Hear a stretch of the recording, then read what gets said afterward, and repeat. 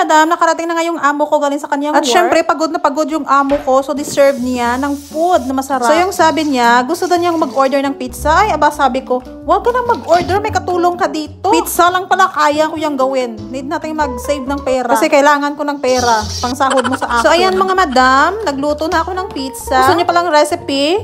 Yung water, need mo ng 1 1/3 cup ng warm water and then yeast, 1 teaspoon ng salt, 1 teaspoon ng sugar, and 2 tablespoon ng oil. And of course, 3 cup ng flour, all-purpose flour or bread flour. And then, masahin mo lang yan. At kung meron kang ganyan, tawag na. Sir, kung meron kang mixer, i-mixer mo siya hanggang siya, ewan ko ba nung pinagsasabi ko. Basta, hanggang maging ganyan yung kanyang texture. At syempre, masamasahin mo ng konti. At hindi na yan siya dumidikit sa aking kamay. Kasi nga, na-mixer ko na. So, kung mahilig ka mag-bake, mas maganda pag may mixer ka para mas mapadali. Hindi ka na mapapagod. Syempre, gusto ng amo ko na easy lang yung life ko. Gayan kadali ang buhay dito bilang katulong sa Amerika. I-rest na natin yung dough ng mga 30 minutes. At ayan, nagkaraoke pala yung amo ko. At sa paggawa ng sauce, tayong tomato sauce, cheddar cheese, mozzarella cheese, and of course, pepperoni. And finally, after 30 minutes, umalsa na yung dough. At syempre, pinanch ko na lang guys para mawala yung air.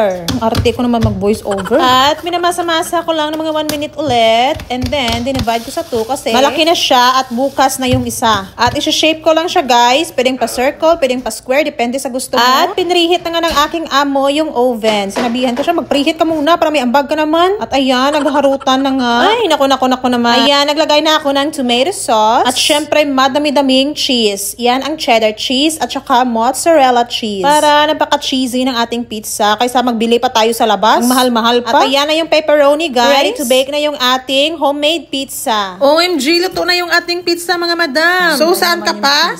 Filipina, nakatulong, na madiskarte. Diba na kasi na yung amo ko ng pera? And after namin kumain, guys, andito na nga kami sa labas ng bahay kasi dami naglalaro. Yun lang, bye!